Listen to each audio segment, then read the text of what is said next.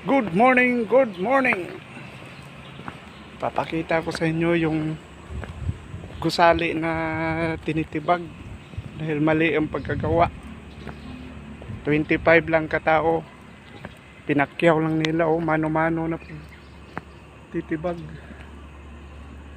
Yan guys tapos na. Kulambo lang yung harang nila.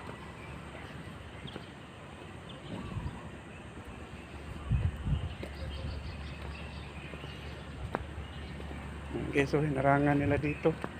May mga sasakyan kasing dumadaan. Mano-mano lang nilang pagmamaso yan. Ayan guys. Hinarangan nila dito kay may mga tumatalsik kasing mga debris.